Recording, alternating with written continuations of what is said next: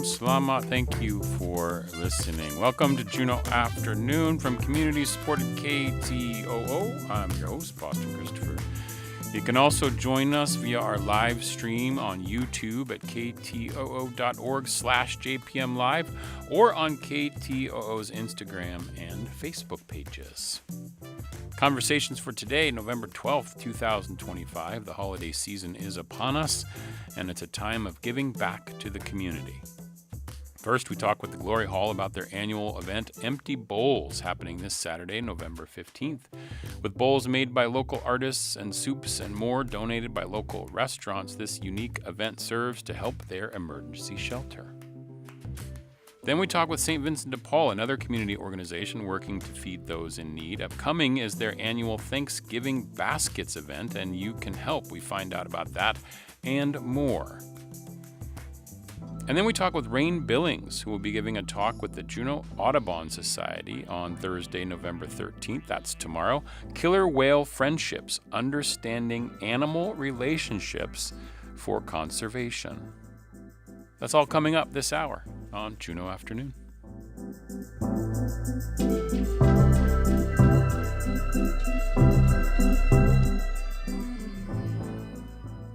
Support for Juneau Afternoon comes from Alaska Airlines Club 49. Membership information available at club49hub.com.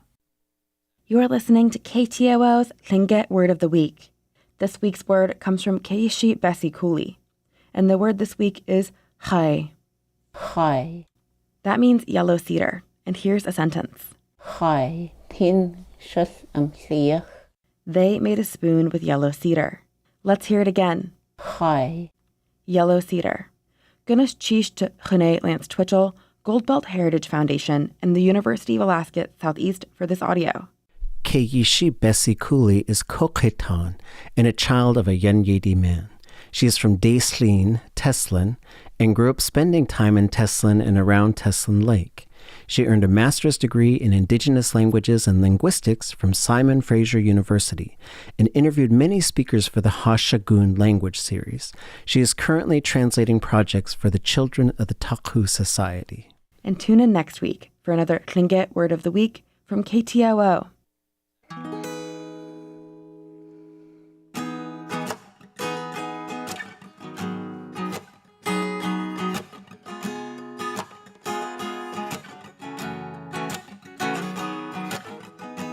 Wasn't born to walk in nobody else's shoes. Wasn't put here to live a life that I didn't choose. I refuse to shrink to fit all your expectations. And I refuse to accept all your limitations. And I may not be for everybody, but you can be sure that I know my worth. I've been told that I'm a creature of disbelief. Stole a few hearts, but does that make me a lifelong thief? I walk tall 'cause of all them that paved the way. And if you were smart, you would listen to what I gotta say. Well, I learned this lesson a long time ago. There are people out there who don't know. I was put on this earth to shine bright and proud. When I leave this life, my star gonna shine bright and loud. You can knock me down, but I'ma make you see. I wasn't made for you, honey. I was made for me. Ooh, yeah, that's a little witty young man, creature of disbelief, right here on Juneau Afternoon. Community supported. on KTOO 104.3 Juneau, 91.7 Juneau Bay, and online at ktoo.org. You can also join us on our live stream on KTOO's YouTube, Facebook, and Instagram pages. Empty Bowls is a fundraiser for the Glory Hall Emergency Shelter, Soup Kitchen, and Care Center. The event features bowls made by local artists, soups donated by local restaurants, dessert, silent auction, music, friends, and everything. It's got everything. And I'm joined now in the studio to talk a little bit more about this event and the Glory Hall by Executive Director Kaya Quinto. Gunath Chish for being here. Wasita, how are you, Kaya? I'm good. How are you? I'm excellent. Thank you so much. And MC for the event, I want to hear all about this. Jordan Nigro. Gunath Chish for being here. Hi, Boston. Thanks for having us. Of course. It's a pleasure. So, Kaya, let me start with you. And just remind folks about the Glory Hall, because I know things have morphed over the last couple. You moved, you did everything, you're doing different things. Just give us a general overview of what the Glory Hall is for those who may not be in the know. Yeah, absolutely. The Glory Hall has 43 rooms upstairs and then 12 bunk beds, so we provide emergency shelter to 55 individuals. Our shelter has been at capacity every single night this year so far. We also do breakfast, lunch, and dinner 365 days a year. And so we're averaging about like 190 meals per day right now. Oh, wow. Okay. So you do breakfast, lunch, and dinner 7 days a week? On Sundays, we do brunch and dinner. Brunch yes, and dinner. yeah. Okay. But basically, you're serving folks 7 days a week. Okay. And tell me about where you're located. We are located at 8715 Teal Street. It's behind the Nugget Mall and the Juneau Auto Mall, the dealership. Right. And so you moved from downtown. You weren't the executive director then. No, I wasn't. Okay. I was working at the Glory Hall. You were though. working. Yeah. Okay. And then so when they moved to Teal Street, and was it adding in beds at that point? That's when you were adding capacity for that. Do you find that you're at capacity most of the time? Yes, every night. Every night? Yeah. Wow. Yeah. So are you looking to possibly expand? I don't have any current plans of expanding right now, but that would be nice one day. Because it feels like there's definite need, right? Yeah. I mean, and we're talking later to St. Vincent de Paul. They're doing the warming shelter this year. And there just seems like there's a need for expansion in some of these areas. And I don't know what's possible. That's why I was just curious. Yeah. I mean, we did just open phase 3 of Forget Me Not Manor, which provided 28 more homes. Oh, okay. Tell me a little bit about Forget Me Not Manor. Forget Me Not Manor is a permanent supportive housing facility. Okay. And right now we have 92 units. 92 units. So Yes. is that something that people are they're renting these, or how does it work? Tell me how it works. Yeah, so every unit comes with a lease. Okay. So it is their home. It comes with all the rights that come with a lease. Mm-hmm. There's also a pharmacy and a clinic ran by Search. Oh, okay. And who's housed in the Forget Me Not Manor? People who are considered chronically homeless or experiencing chronic homelessness. Okay.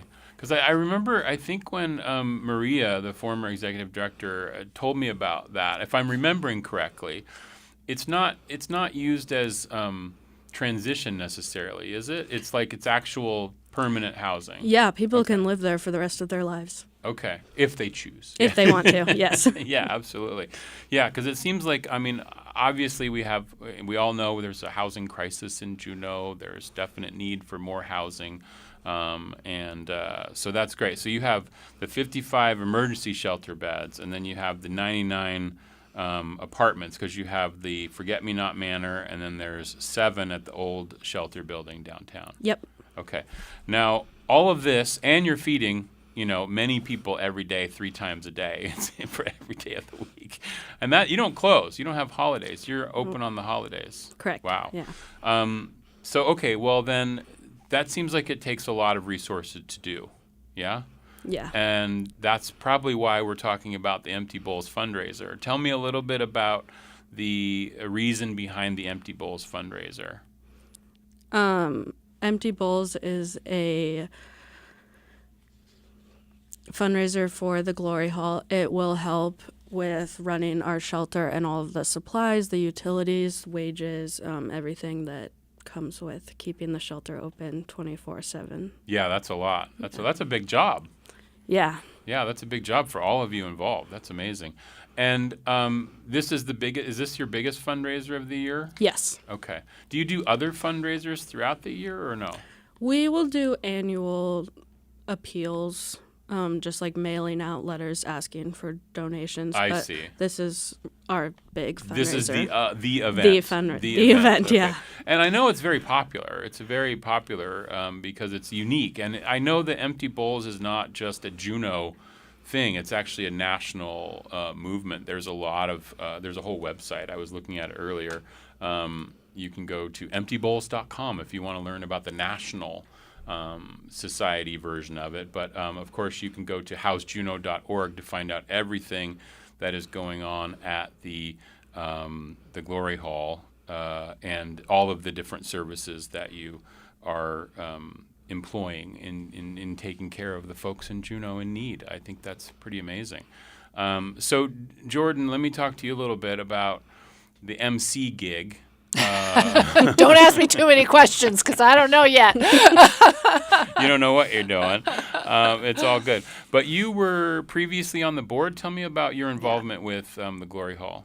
Yeah, I was on the board for just under 10 years, I think. And I was on the board when we moved the Glory Hall from downtown to the Valley, to the Teal Street location, and through COVID and all of that. So I stepped off the board about a year ago, I think, maybe 2 years. I don't know. But I still like to help the Glory Hall out when I can because I think the staff there are doing some of the hardest work in Juneau, and I think it's just really important that our community helps each other out when we can. So they asked me if I would MC this year, which I've never done. So we'll see how it goes, but I'm going to give it a whirl. It'll be great. Fantastic. I'm sure you're going to do great. And of course, Jordan, normally her day job is over at the Zach Gordon Youth Center. Been on the show many times. Thank you. And thank you for taking on this role as an MC. It'll be fun. Yeah, it should be fun. I'm excited to see all the great things that people will donate. Yeah. It's always fun. So this is a fun event because why is it called Empty Bowls, Kaya?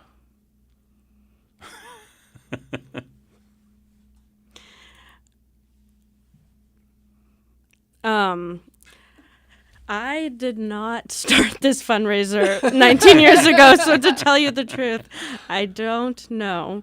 Okay. It's all good. Well, I think it's kind of a play on the fact that there's a lot of people in our community that don't have food. Yeah. And so the Glory Hall does so much to fill people's bowls, and so this is an opportunity to come together and support the Glory Hall and also recognize that there are folks in our community that don't have full bowls, and so many people donate bowls from around the community. UAS has made bowls. Who else? Paul the Volkers family, and Don Gottschall. Yeah, does the wooden bowls, Yep. right? Yeah. And so there's just a lot of folks who make this possible, and MRV Architects, Search, Sea Alaska, Hecla, to name a few. And then I'm really excited. You know, I always as Boston, we have discussed that I am an earring person on these very airwaves before. And I think that auctions are a great place to look for earrings in Juneau. Oh, is there going to be some earrings yes, there? so Lily Hope has donated some earrings, and also Angela Brown, who is the program director at Housing First, I just learned makes beautiful earrings. I just saw her wearing these gorgeous earrings the other day, and I was like, Angela, those earrings are so beautiful. And she's like, I made them. And she's donating some to Empty Bowls. So yeah, there'll be lots of fun stuff. Frenchie's is doing the flowers this year, and then we'll auction them off. So there'll be little flowers on the table that Frenchie's is doing. One of the things that we want to make sure to mention is that Wayne Stevens and the Juneau Rotarians every year just are so helpful with empty bowls. And so we just couldn't do it without their volunteer support. It really makes a huge difference in the evening. Yeah, and I guess when I was asking about the empty bowls, I was thinking about that people, because for the price of the fundraiser, you get a you bowl. get to take a bowl home, right? Yes. And obviously there's the symbolic reason behind it, but also that you get to take a physical bowl made by some of the coolest people in Juneau. Totally. Our cabinet is like filled with bowls from empty bowls. It's like where most of our bowls came from. Yeah. Because over the years, you just get a couple every year when you go, and it's a great deal. And I heard a tip last year, I think it was, or maybe 2 years ago, is that you get there early. Yeah. Because then you get your pickup, because all the bowls are All the unique, bowls are right? out, and they're all unique. And Yep. so you want to get there early. So tell me a little bit, Kaya, about the when and where. I know it's Saturday night. Tell me about, like, where do I go for information? What time does it start? All that good stuff. Yeah, so it's 5 o'clock to 7 o'clock p.m. at Centennial Hall, and you can buy tickets ahead of time at thejack.org, Okay. or you can buy them at the door. It's the same price. The price doesn't change. Yeah, Okay. yeah. Kids are $15, but they will not get a bowl. Right. Okay. Yeah. So if you want a bowl for your kiddo, you got to pay full price. That's right. And it's $65, I think, right? Correct, yes. Okay. Which I think it's been that same price for a couple years now, which is Yeah. pretty great. It's a wonderful fundraiser. Let me just shout out some of the food you're going to get. Right? Are these people donating food like Grumpy's, Sewanna Cafe? Yeah, they're all donating soups. Soups, okay. It's Grumpy's, Sewanna Cafe, Copa, Hanger on the Wharf, and Boca Lupo, Island Pub, basically every restaurant in Juneau. Rainbow Foods, Sandpipers, Arelda's, Pucker Wilson's, Alaska Native Brotherhood Camp 70, Spice, Danny Peterson, U.S. Foods, Indendi Subs, which is the new sub place. I had some of their soup a couple nights ago. I had the Philly cheesesteak and then the soup, and it was unbelievable. Cool. I can't wait. Really, really yum. And then you were mentioning you have some other sponsors or people you wanted to shout out. I want to make sure we let everybody know who's involved in this. Or did we mention everybody already? I know there's people who make the bowls too, right? Yeah, I think we talked about the bowl makers. Okay. I guess I would really like to thank Search and Sea Alaska and Hecla Mining Company Okay. for their generous donations. Because they support in general too, right? Yeah, they do so much. Yeah, for the Glory Hall. That's amazing. And again, it's Saturday night. It's at 5 o'clock? Yep. Okay, from 5 to 7. And you get to see MC Jordan. Are you going to be spinning some tunes? What are you going to be doing? Definitely not spinning tunes. Definitely not. I'll just be hoping to not, fall off the stage or anything dramatic like that. I did see that you mentioned some music. Is there some music going to be happening? Yeah, the Juneau Symphony is going to be playing. What? Oh, that's amazing. Okay, so the symphony will be playing as well. And where is the event taking place? Centennial Hall. Centennial Hall. It's going to be really fun. That is going And to be... also this year, one of the board members, Brendan Sullivan, is making mocktails. Yes. Oh. Which he was telling me about, and they do sound very delicious. We've never had that before, so I think that will be a really nice addition. I love that. That's really cool. So you'll get a mocktail with your soup. That's right. Yeah, and Do you cookies. use the actual bowl that you get to get the soup? No. No. Oh, so your bowl leaves Clean. undisturbed, Yes. Yeah. as Yes. it were. That's fantastic.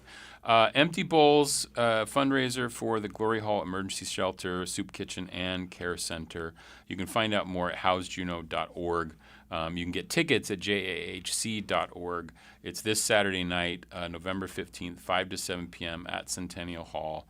And I really want to say good cheese to Kaya Quinto and Jordan Nigro for joining me to tell us a little bit about the event today. I really appreciate you all being here. Thanks, Boston. Thank you. Yeah, absolutely. Pleasure. This is Juneau Afternoon on KTOO. We'll be back in just a moment. Support from Hanson Gress, seeking curious people who like technology, network engineering, and customer support. Opportunities for those who thrive on problem solving. Details at hansongress.com/careers. I'm Dr. Anthony Lazarowitz, and this is Climate Connections. At Juanita Nolasco Residences, an apartment complex for low-income, older, and disabled adults in Denver, residents are saving money with solar energy. The reason why it's important to reach folks that live in multifamily housing is because they're often left out in this transition to clean energy. Michelle Infante is with the nonprofit Energy Outreach Colorado, which has helped more than 100 residents join a community solar program. Subscriptions are entirely free to tenants. The subscriptions themselves are completely donated. And when we tell them that it's a free program, they almost don't believe it, like it's too good to be true. Each subscriber is assigned a portion of a solar farm owned by Pivot Energy. The utility tracks how much energy the solar farm produces each month and provides a credit on each subscriber's bill for their portion of the power. On average, each residence there is seeing savings of $15 per month. Tenants with higher energy costs, for example, those who rely on oxygen machines, receive a larger share to help offset their higher energy needs. So the program is expanding access to solar energy and saving money for people who most need the help. Climate Connections is produced by the Yale Center for Environmental Communication. To learn more about climate change, visit climateconnections.org. If I moved across the country, would you move with me? If I moved right back, would you stay? How do I tell you I'm falling out of love with myself, and that you don't taste quite as sweet as you used to, but maybe nothing does. Nothing might be sweeter than you. Maybe nothing does. Nothing might be sweeter than you, like being alone, like looking up tree trunks, holding granite chunks, waiting in cold water, waiting to die. In love, oh to die. In love with the company, oh never no grave in company of no one. With the company, oh never no grave in company of nothing, oh did I. In love, oh did I. In love, oh did I. In love, in love, in love. Would you go to church when I'm not around? Would you pray to God that nothing has me now? I hope to be happy with nothing on That's a little my bit of the Rain Dogs live on the red carpet stage here in Studio 2.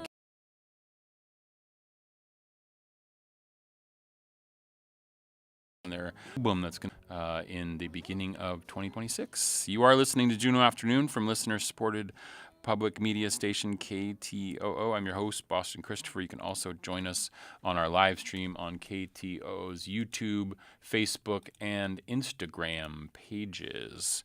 Thanksgiving is around the corner. It's time for thanks and giving back. Imagine that, Thanksgiving. And one way you can help is via the St. Vincent de Paul's Thanksgiving Basket event.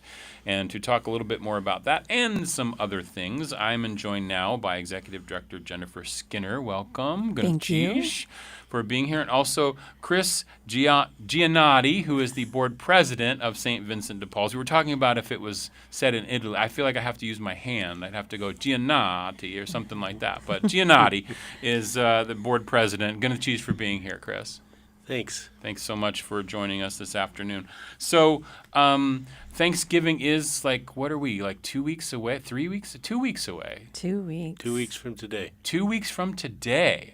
Okay, so there is a lot to prepare for most people, and they're having their family events and doing all the things, but you can also give back, right? And that's what we're here to talk about a little bit today, because Jennifer, tell me a little bit about the Thanksgiving basket. What happens? What does St. Vincent de Paul's do for the Thanksgiving baskets? So we take requests via either online on our website or you can call our office and register to receive a basket. What that does is get a family number size so that we know that we're getting the right amount of food for the right size family. It identifies maybe food restrictions and things like that via our online application for it. And then it is orchestrated into a spreadsheet that is divided out, and we have volunteers come in on the 22nd this year, which is the Saturday before Thanksgiving, and we go out 2 at a time. It is our model at St. Vincent de Paul to do things in pairs.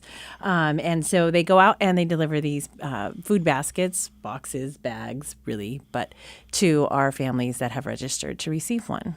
So, and is anybody allowed to register for a basket? Yes, absolutely. Okay. And that is something that you can do at the website? Correct. Okay, you want to give the website out? Yes, svdpjuneau.org stands for St. Vincent de Paul.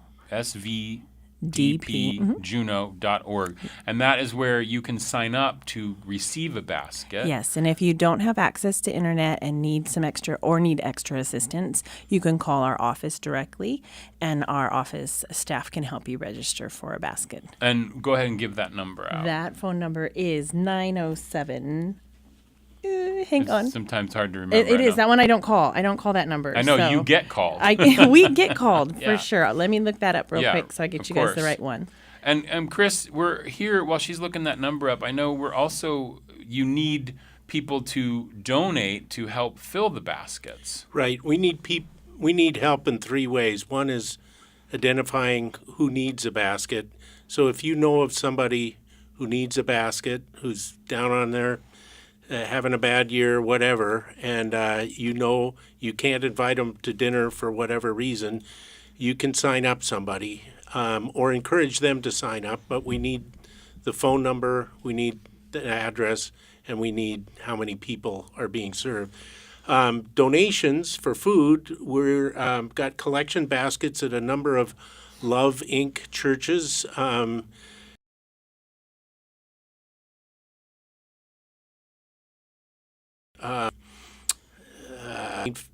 Paul's Catholic Church in the Valley and the Catholic Cathedral downtown, and I'm sure I'm missing a few, but we all have collection baskets, and we're looking for canned beans, canned corn, canned yams, instant mashed potatoes, cranberry sauce, turkey gravy mix or chicken gravy mix, chicken broth, and stuffing mix. And if you want to give, those places all take dry goods, but if you want to give frozen turkeys, a pie or butter, you got to bring that to our Teal Street family shelter, which is the 2-story blue building just down the street from the Glory Hall, and there'll be somebody there who can take the turkeys and put them in a freezer. So perishable items, and that address is 8617 Teal Street here in Juneau. That's for the turkeys and the pies and things that are perishable that need to be stored between now and when you deliver these baskets on next Saturday, I guess, a week from this Saturday. Yes, that's correct. And how many people do you serve every year? Do you know? Probably will hand out around 500 meals this year. 500 Yeah, meals. we're already at record numbers for the time of year that we're at. We usually don't see the numbers that we have registered until later into next week, and we're already at over 370 meals registered. Wow. So, yeah, we're anticipating quite a bump. It's a big need this year. It is a big need. Mm-hmm. Yeah, it's a big need. And, of course, all the perishable items that Chris mentioned, the non-perishable items, you can donate at a lot of the different churches around town. Yeah. I'm sure is that information on the website as well? Yeah, we have a whole flyer up and a way to sign up and donate at very locations. If you're familiar with the churches that are collecting for us, if that's not somewhere you visit often, that's okay. You can also bring non-perishables to the office. We will happily accept them. And that's 8619 TL Street. We're just right next door on our little campus there. Our direct phone number at the office, I did find it, is 907-789-5535. 5535 789 for those. And that, well, I want to point something out that Chris mentioned that I think is pretty valuable, is that some people may be a little more shy about signing up or embarrassed to sign up or whatnot, but you can sign somebody up that you know is in need. Or if maybe you have somebody who doesn't have a deliverable address, you can accept it for them and then give that to them, right? Yes. Yes. Okay. Yeah. And, if you want to help delivering, I go guess, to that same thing, same website, svdpjuneau.org, and there's an events tab, and you click on that, and it'll get you the Thanksgiving meal program thing, and you want to help volunteer to deliver, you click on that. Obviously, if we're trying to keep people from not spending all day delivering stuff, only a couple hours, then we're going to need a whole bunch of teams. You need a bunch of teams of two. And so you could even sign up with a buddy, right? And Absolutely. make it happen and deliver. I guess it depends on how many people sign up to deliver, but I'm imagining if you have 500 meals to deliver, that's 20 to 30 per group maybe, or however many that's going to be. We try to get it a lot less than that. Yeah, okay. But some places like Mountain View Senior Center, the site manager comes out and we deliver. You can do a bunch of meals 30 at of once. them there. Right. And okay. the meals at our own shelter, we take care of those. So, but yeah, there's this is a great opportunity to show, if you've got some teenage kids, to have them accompany you. There should always be somebody over 21 that's in the car and making sure things are all kosher. But we've had people say this is really fun.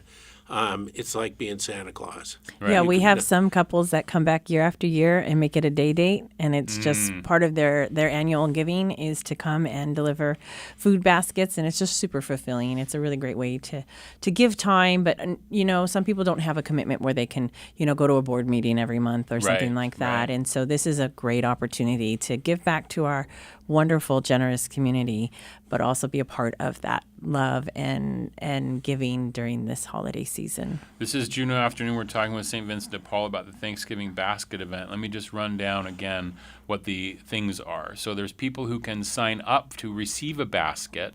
If you're a family in need, or you know a family in need or a person in need, you can sign up for the baskets at svpdjuneau.org. You can sign up and you can give dietary restrictions, all that good stuff. So that's one thing that happens. Or you can call 789-5535 and sign up if you don't have internet, or if you know somebody who doesn't have internet, you can help them by having them call that number. And then there's people who can donate food. You need food to deliver, right? So there's perishable items, non-perishable items, and those are available to be dropped off at various locations. And then you also need volunteers to deliver these meals. So you could either give food and deliver, or one or the other, depending upon your situation. And this is all going to take place, the delivery is next Saturday. Yeah, the 22nd of November, and we will receive and allow donations to come in all the way up until the 20th. Oh, till the 20th, so up until Thursday.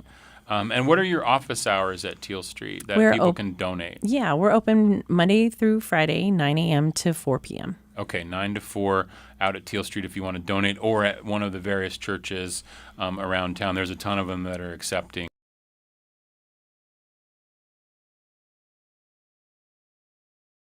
Take them over to St. Vince Giving Basket, serving you're going to serve 500 meals this year. We think so, yeah. It's a moving target. Yeah, you already have 370 or whatever. That's amazing. And that, we're we're dealing with a lot recently with food scarcity. We had the whole government shutdown with the SNAP benefits and all of that. Have you seen an increase in requests because of the government shutdown and things like that, Jennifer? Yes, absolutely. We've definitely felt the crunch this month more than last month. Most SNAP beneficiaries got their money last month, but not so much this month. And so we have been seeing a huge uptick in need for food. And we do have a food pantry at St. Vincent de Paul. So we do our best to stretch it and meet everyone's needs throughout the community. And then I know you're also, we talked about this, I think, a month or so ago before it opened, but you are you're running the emergency cold weather shelter this year. Can you tell us a little bit about how that's going so far? It opened up in the middle of October, right? Correct, yeah. Okay. October 15th through April 15th is our running operational times where we receive patrons. We're doing pretty well. Our numbers are a little bit lower as of right now, but we're still averaging about 32 patrons a night, which we anticipate to go up pretty drastically pretty soon. And that is, where is the shelter located? It's 1325 East Way in Thane. Okay, out in Thane.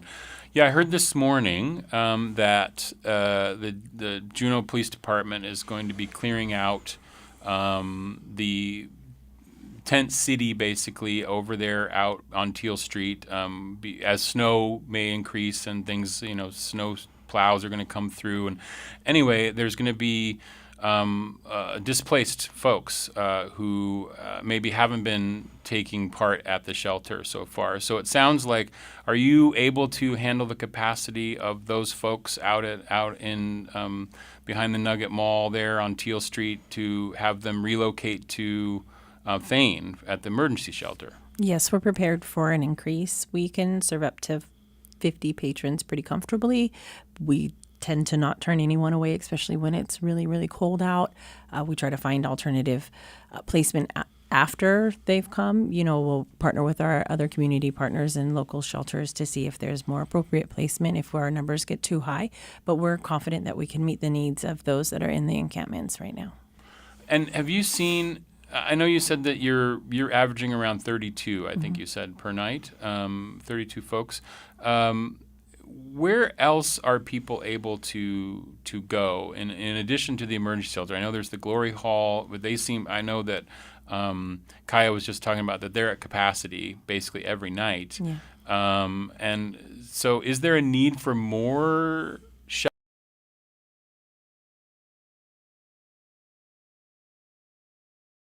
drop-in services available for folks experiencing that we need to have them in different locations around town? Is Thane, it seems like Thane is serving sort of downtown area, but a lot of these folks are out on Teal Street, which is a little bit difficult in terms of distance. Transportation is a major factor for our Thane location, but we do provide transportation. We go out into the Teal Street area every evening to pick up patrons and bring them down to our warming shelter. We also do sweeps throughout the downtown area. It's all scheduled into our nightly practice up until 1 o'clock in the morning, and that's about when we stop offering services. But we do have a warming shelter phone that people can call, and if they're in dire straits and it's outside of that 1 o'clock hour, we will do our very best to go and get them and bring them to our safe space at the warming shelter. Excellent. And can I put you on the spot again? And that one I do know. You know that one? So this is for folks that might need to get a pickup to go to the shelter. You Correct. Can give that number, 907-500-2222. Oh, that's an easy one. That's why I know it. 500-2222 is the number for that. But it is that time of year. It's Thanksgiving. It's the Thanksgiving baskets. You can go to svdpjuneau.org to sign up for a basket or to find out more information about all the different things that you can donate or sign up to be a volunteer to help deliver. It's an excellent, what a wonderful, heartwarming thing to do. And to offer to the community from St. Vincent de Paul. Thank you so much. Yeah. Thank you, Chris, for coming in. Thank you. Thank you, Jennifer, as always, for coming in. I really appreciate you being here. Yeah, thank you, Boston. Have a great holiday if we don't talk before then. You too. I really appreciate it. This is Juneau Afternoon on KTOO. Support for Juneau Afternoon comes from Heritage Coffee Roasting Company, providing Juneau with locally roasted coffee for over 40 years. with cafes and drive-through locations throughout Juneau. More at heritagecoffee.com. This is BirdNote. Over 12,000 miles across at its widest point, you might think the Pacific Ocean is a barrier that even high-flying birds can't cross. Think again.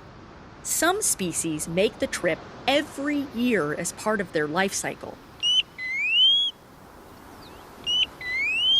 Ancient Polynesians knew long ago that birds crossed the world's largest ocean, and they used the movements of birds across the Pacific to help navigate during long sea voyages.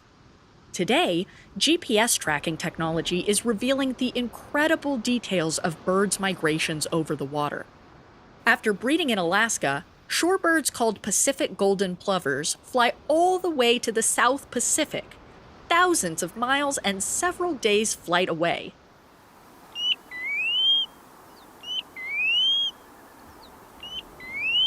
During the spring migration, bar-tailed godwits break up their trip from New Zealand to Alaska with a stop in the Yellow Sea off the coast of East Asia. But for their winter migration, they fly from North America to New Zealand without stopping. The longest recorded godwit journey is over 8,000 miles of uninterrupted flight. While there's a lot we know about bird migration, exactly how these birds' tiny bodies can sustain a week of flight without stopping is still a mystery. For BirdNote, I'm Ariana Rimmel.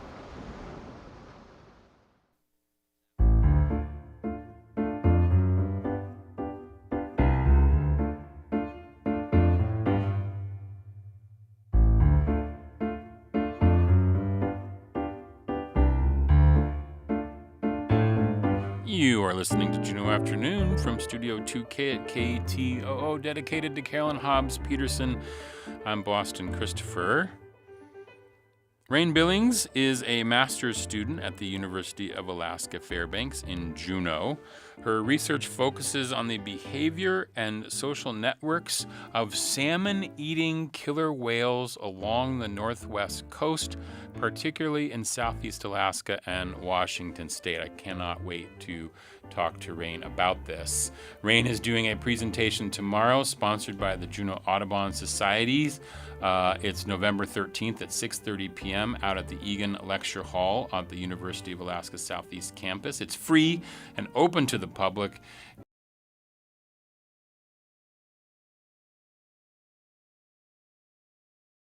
Ending relationships in and it is presented by Rain Billings, who I welcome to the studio now. Gunath Chishwasiyati, how are you, Rain? I'm good. Thank you so much for having me. Of course, as always, we also have from Juneau Audubon Society, Brenda Wright. Gunath Chish for being here, Brenda. Good to see you again. Thank you so much. Okay, so tell me first, I'm going to start with you, Brenda. Tell me about the public programs and these monthly meetings that you do. Yeah, we're really excited for the whole season. It starts October through April, second Thursday of every month. We might move around a little bit this year. We have an opportunity to do dark skies at the planetarium in March. Dark skies? Dark skies, yeah. What is that? Well, dark skies are kind of important to see stars. Okay. And very, very, very important for birds to migrate. Oh, interesting. Well, I'm sure we'll learn all about that when that event comes up. Yeah, long time ago. Yeah. Right from now.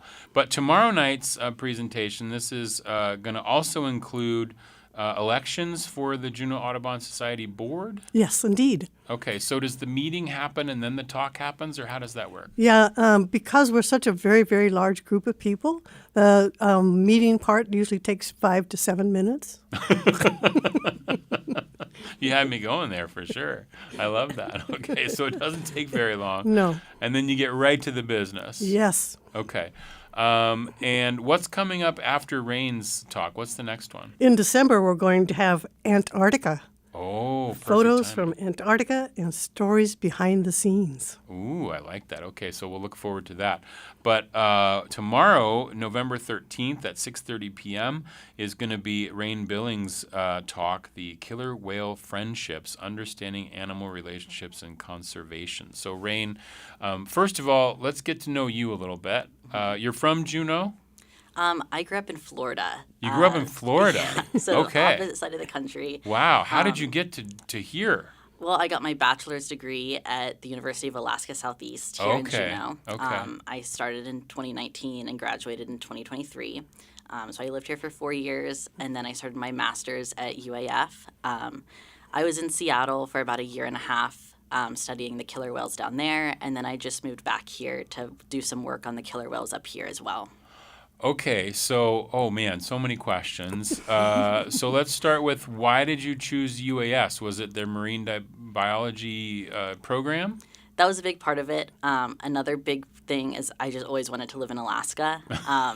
Being from Florida, I guess that would be kind of romantic, right? Yeah, definitely. Yeah. I visited here in 2018, and I just loved it. And, I had been living in Washington for 2 years before I started my bachelor's degree, doing some work with killer whales down in Washington. And I knew I wanted to go to college so that I could do more research. That's always what interested me, was doing research. UAS has an amazing marine biology program. There's faculty who do work on whales that's really similar to what I wanted to do. And I just fell in love with Juneau. So I just knew I wanted to live here. And then you decided to go to UAF for a master's degree. Why UAF for master's? Well, UAF had just started a new program, which is their marine policy degree, and that's the program that I'm in. And I really liked the degree program because it was very interdisciplinary, and my work kind of bridges the gap between science and conservation policy.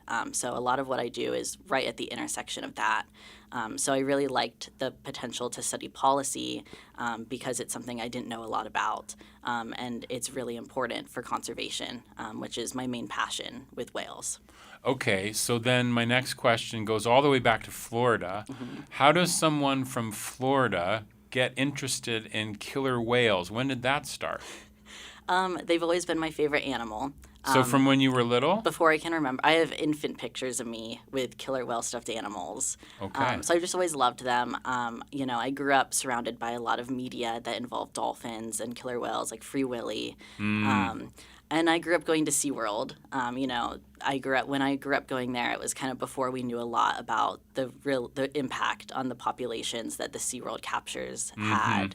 And it was a lot more normalized to go to places like that. And so I grew up doing that, and I fell in love with them.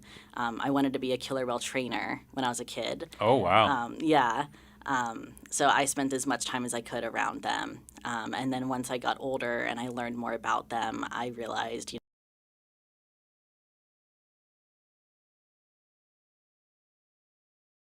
captured from the wild. So I shifted my observing them in the wild. I see. Okay, that's fascinating. And is a killer whale the same is orca the same thing, or is that their official name?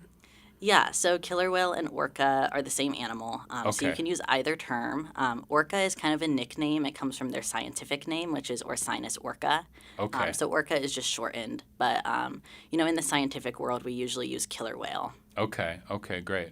And so when you switched your thinking to conservation and policy around that, what did you start to learn? What was it that sort of hooked you into thinking about policy and conservation? Yeah, it's kind of a sad story. So before I went to college, right after I graduated high school, I moved to Washington. I moved to San Juan Island in particular. That's where some of the best whale watching of killer whales in the country is. And I started working with research, and I started working in education around killer whales. And in 2018, there was a killer whale who had a calf. The whale's name was Tahlequah, and she had this calf who was stillborn. And she carried the calf with her for 17 days, over 1,000 miles. Oh, wow. And I was part of the team that observed this, and we took daily observations of her. And at the same time, we had another killer whale calf. She was about 3 years old, and she became really sick. And we tried everything, even giving her antibiotics. We tried hand feeding her salmon, and she ended up passing away. And it was these two stories that really made me think about policy and how policy works to conserve species. The killer whales in Washington that I study, they're called the southern resident killer whales. They're critically endangered, one of the most endangered marine mammal populations on the planet, and there's only 74 left in the entire world. Oh, wow. Yeah, so policy is really important with them. So, I guess I kind of just, ever since I started working with killer whales, policy has just always been at the forefront of my mind. When you're working with a population of animals that is so endangered, it's hard to forget about policy and how policy is the thing that is what's actually making change, and that science and policy have to go hand in hand to see changes. And so where do you find policy at right now? Yeah, so that's something I'm going to talk about a lot in my talk tomorrow.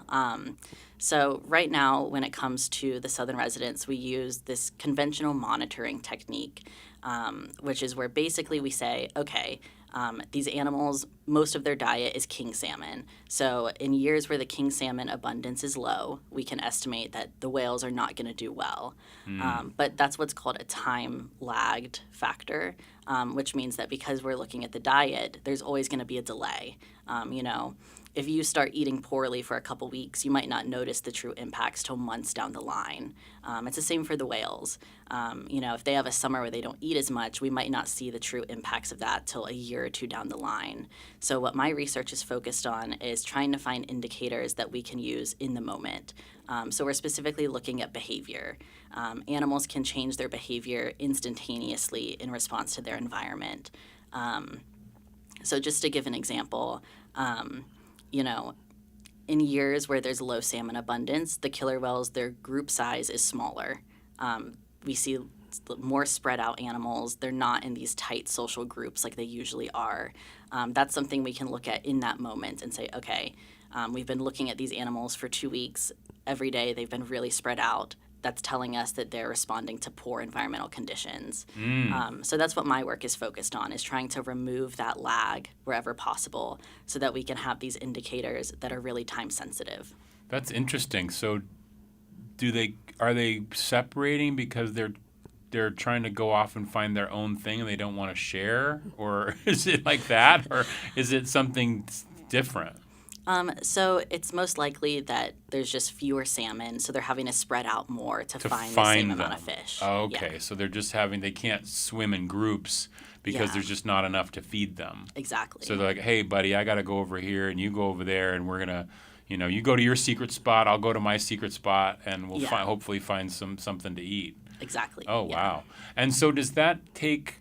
And then you're talking about the intersection. So your research is trying to figure that out, those indicators. And then are you taking that then to who uses the research? Is it the government? Is it the people making rules and regulations? Is it the wildlife department? How does that work? Yeah, so the hope is that we can take these indicators and use them in two ways. So one way is that, if we can identify a certain amount of indicators, we can share that among the research groups that study these animals, and then everyone can kind of keep their eye out for these indicators. So we can have better monitoring, like I mentioned earlier, without that lag. But we are trying to get some of these indicators better put into a management framework. An example of that is another indicator we're looking at is their acoustic calls. So salmon-eating killer whales are very chatty animals. They're almost always talking to each other. But one thing we've noticed, and this is something we've been studying for over 2 decades now, is that in the presence of vessels, their acoustic calls are louder and longer, which is likely because they're having to communicate over the vessel noise. But, in Washington, we have a really extensive network of hydrophones, which are underwater microphones. We already have the capacity to be listening to them live. So theoretically, we could build into a management framework that if we're hearing these acoustic calls be louder and longer for a certain period of time, we can put more restrictions on viewing distance from whales. So basically, if we notice that the whales are having to speak louder to communicate over boats, we can say, okay, for this set time period, whether it be a day, a week, a month, the boats have to stay further away to give the animals the space they need. Wow. This is fascinating, Brenda. What a wonderful topic this is going to be. I know, it's amazing. This is going to be tomorrow. It's the Killer Whale Friendships, Understanding Animal Relationships for Conservation. It's going to be November 13th. That's tomorrow, 6:30 p.m. at the Egan Lecture Hall out at UAS. It's sponsored by the Juneau Audubon Society. Now, when you put friendship in the title of your talk, what is that part about? Yeah, so that is the social network analysis. My research is kind of split into two different projects. So I'm working on my master's project, which is the social network analysis. And basically what that is, we look at how many times an individual whale hangs out with all the other whales in its pod. And by collecting that data, we can make these giant networks that show us basically who's friends with who in the population. And that's really interesting information.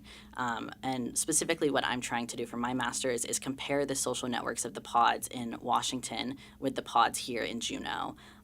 The killer whale pods here in Juneau are very healthy. And just to give an example of that, the entire southern resident population is 74 animals. That's the entire population. One pod of the Alaska residents we see here in Juneau, AG pod, is over 70 animals. So we're seeing one pod, which is the size of an entire population. Oh, wow. Yeah. So by studying the way they form these relationships, we can gain insights into how they spread information among each other. Another reason that's really interesting is we can actually model how disease would spread through a population. So theoretically, if we can understand which animals are the most social and have the most social connections among each other, if we were to start vaccinating individuals, we would start with those ones.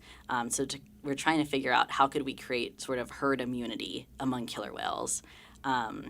Which is really interesting because, when you have an entire population that's only 74 animals, you can imagine a disease could wipe out a population really fast. That would be tragic. Yeah. So you're finishing your master's degree, and then I'm just curious what your hope is. What do you want to do after you graduate? Well, I'd really like to do a PhD. That's my plan. I've been working on my master's. I'm graduating in the spring. This is my second year. And my master's research, it's pretty theoretical. I'm kind of taking a lot of these ideas that have been kind of ambiguous and floating around the field of ecology for the past couple of years and saying, here's how these could be applied to killer whales. What I want to do for my PhD is actually take that hard data and say, this was my idea for my master's. This is the data. This is how I analyzed it. And, hopefully my ideas will be true. The data will show that. But if not, then afterwards I'll come up with new ideas. I love it. Where do we follow you to find out more or follow your research, Rain? Is there a place to follow you? Yeah, you're welcome to follow me on Facebook, just Rain Billings. I post updates about my research there pretty often. You can also follow me on LinkedIn. And then, of course, I love doing talks and I love being part of the community. So I always try to talk whenever I can. Excellent. It's the Juneau Audubon Society Public Program tomorrow, November 13th, 6:30 p.m. out at the Egan Lecture Hall. It's Killer Whale Friendships, Understanding Animal Relationships and Conservation. It's presented by Rain Billings. Gwyneth Cheesh for being here. Thank you so much, Rain. And Brenda, thank you so much for this series and continuing to come and visit us here at Juneau Afternoon. Gwyneth Cheesh. Thank you so much. Thank you.